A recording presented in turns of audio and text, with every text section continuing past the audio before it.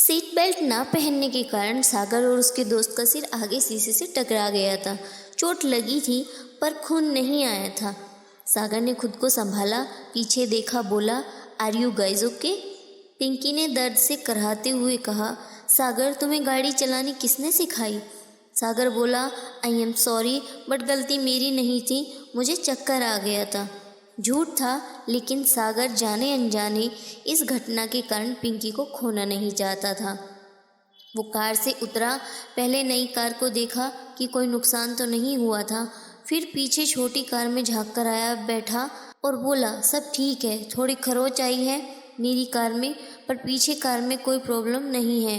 Front seat पर बैठे सागर के दोस्त राहुल ने कहा, चल यार अब मूड खराब नहीं करते हैं, तेरा बर्थडे साल में एक बार आता है, बला टल गई, हम सब ठीक हैं, लेट्स गो, चलकर कहीं पर चिल्ल करते हैं।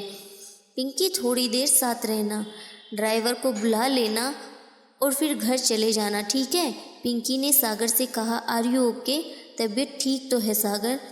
सागर ने धीरे से हाँ कहा और गाड़ी चलाकर वहाँ से निकला। नई कार पर एक दो खरोंच आई थी, लेकिन उन्हें पापा देखे इससे पहले छुपाना उसको आता था।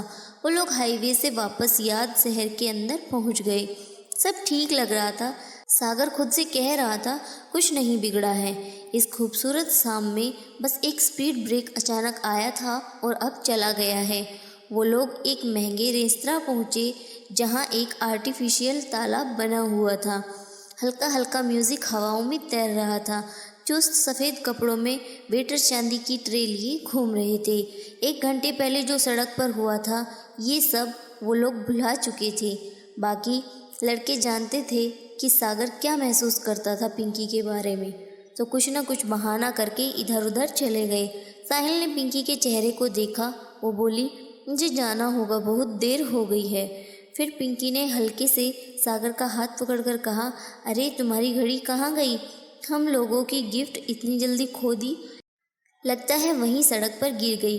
पिंकी जाने लगी तो सागर ने उसका हाथ थाम लिया। बोला, पिंकी पता नहीं कैसे कहते हैं ये आई लव यू।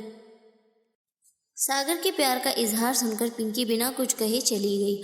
उसके दोस्तों ने समझाया कि उसने अपने दिल की बात तो कह दी थी, अब बस उसे इंतज़ार करना होगा। इंतज़ार प्यार की सबसे खूबसूरत अदा जो होती है। वैसे भी अब सब लोगों को कॉम्पिटिटिव एग्ज़ाम की तैयारी करनी थी और सागर ने खुद से वादा किया था कि चाहे जो भी हो वो एग्ज़ाम क्लियर करके रहेगा। उसने जी तोड़ के पढ़ाई की, रात भर अपने कमरे में पढ़ता था।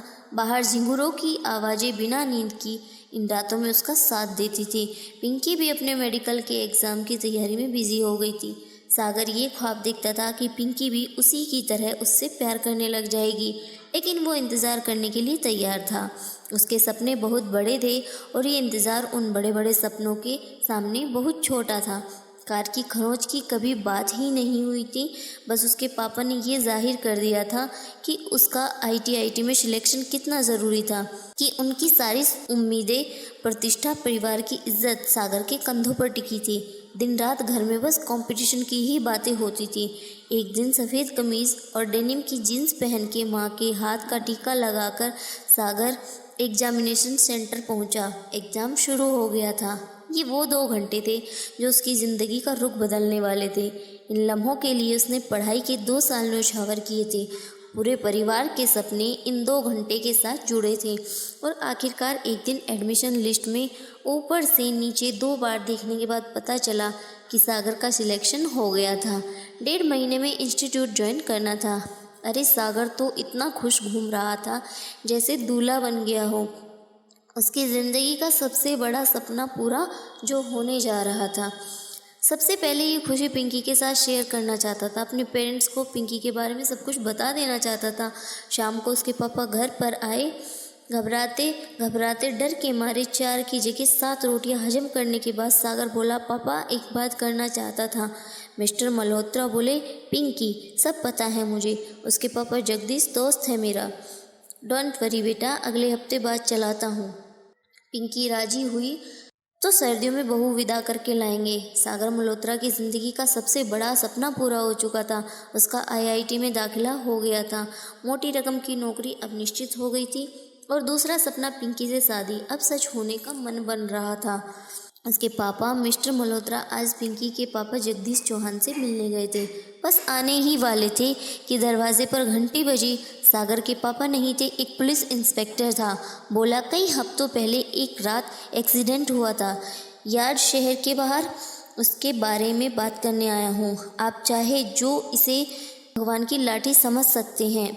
वो लड़का जिसे ज़िंदगी में हमेशा सब कुछ आसानी से मिला था, जिसके सरकारी अफसर पिता ने हमेशा अपने बच्चों के सामने एक आसान सजी सजाई ज़िंदगी परोस कर रखी थी, उस लड़के के सामने एक पुलिस वाला खड़ा था जो उसे उस रात की घटना की याद दिला रहा था। सागर के पापा भी कुछ देर से आ गए। सरकारी सिस्टम उनकी जेब में रहता था। सो इंस्पेक्टर से बेहद गुस्सा हुए। बोले, क्या बकवास है, तू जानता है किसके घर में खड़ा है? और वैसे भी जब मेरा कुछ नुकसान नहीं हुआ तो जांच किस बात की है? क्या शहर में क्राइम सारा ख़त्म हो गया है कि तुम लोग अगर क्रिकेट की बॉल भी खोएगी तो उसका FIR लिखने को तैयार हो? अभी मिल के आया हूँ मैं IG साहब से, दोस्त है मेरे। रुक जा, फ़ोन लगाता हूँ। IG साहब का फ़ोन बिजी था। इंस्पेक्टर भी अक्खड़ था। बोला, शिकायत आई है सर, बयान तो लेना ही पड़ेगा। जितने बड़े अधिकारी को आप फ़ोन कर लें, कोई मुझे बयान लेने से नहीं रोकेगा, ये तो ड्यूटी है। सागर डरते डरते इंस्पेक्टर के सामने सोफे पर बैठ गया। मिस्टर मल्होत्रा अपने कमरे में जाते जाते सागर से बोले, सागर तू डरना मत, मैंने जगदीश चौहान से बात कर ली है, वो आज शाम पिंकी से बात करेंगे। जब IG का दामाद बन जाएगा तो यही इंस्पेक्टर जो अभी मुँह लग रहा है सलाम ठोकेगा। और सुन ले तो इंस्पेक्टर, मेरा बेटा कुछ हफ्तों में IIT जा रहा है। जो पेपर वर्क करना है अभी कर ले, मुझे बाद में कोई प्रॉब्लम नहीं चाहिए। इंस्पेक्टर बोला, परेशान मत होइए, ये केस दर्ज होते ही आपके बेटे का क्रिमिनल रिकॉर्ड हो जाएगा। इंजीनियरिंग स्कूल क्या, म्यूनिसिपैलिटी में भी दाखिला नहीं हो पाएगा। गवाह है हमारे पास। मल्होत्रा साहब पलट कर आए। IG साहब को एक और बार बदहवासी में फ़ोन मिलाते हुए बोले, गवाह लाओ उसे यहाँ। इंस्पेक्टर ने फ़ोन उठाया, किसी को फ़ोन किया और बोला, हाँ आप आ जाइए।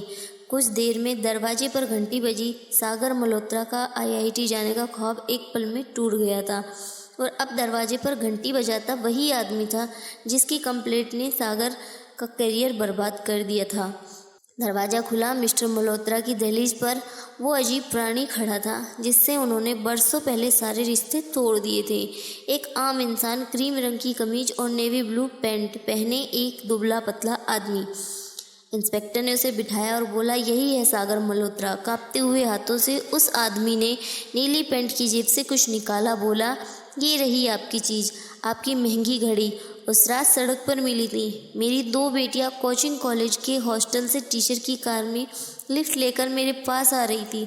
उस रात छोटी बेटी ने आपका नंबर अपनी कॉपी के एक कागज़ पर लिखकर रख लिया था।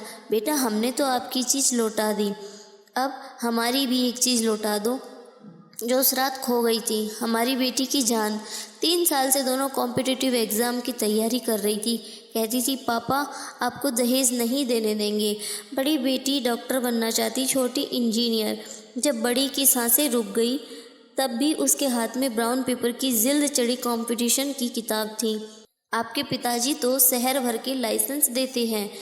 इन्हीं के जैसे विभाग से हिंदुस्तान भर में घूस लेकर ड्राइविंग लाइसेंस दिए जाते हैं, जो जेब में रखकर अनाड़ी ड्राइवर हर दिन हजारों लोगों की जान लेते हैं। आपने सिर्फ एक रेड लाइट जंप की थी बेटा, मेरी ज़िंदगी का तो चिराग ही बुझ गया। आपने तो सिर्फ गाड़ी में झांककर सब कुछ ठीक है ये झूठ कहा था बेटा, लेकिन ये मेरी ज़िंदगी का सच बन गया। जब आप लोग गाड़ी चलाते वक्त फ़ोन पर बात करते हैं, जब लड़के लड़कियां छेड़छाड़ कर SMS भेजते हैं, ट्रैफिक का नियम तोड़ते हैं, तो मेरी बच्ची जैसी हज़ारों मासूम लोग आपकी एक पल की बेवकूफ़ी के निशाने पर होते हैं। आपका एक पल का मजाक हमारी ज़िंदगी भर की चीख बन जाता है। वो तो भगवान के घर थोड़ा सा न्याय है बेटा। आप अब ज़िंदगी में किसी भी कंपटीशन में नहीं बैठ पाएंगे, कोई सरकारी नौकरी नहीं कर पाएंगे। मेरी छोटी बेटी IIT में निकल गई है और हाँ, कोर्ट में मेरी बेटी के साथ सबसे बड़ी गवाह बनकर खड़ी होगी आपकी दोस्त पिंकी चौहान। इतनी बातें सुनकर सागर खामोश हो गया और उसके सारे सपने एक पल में बिखर गए।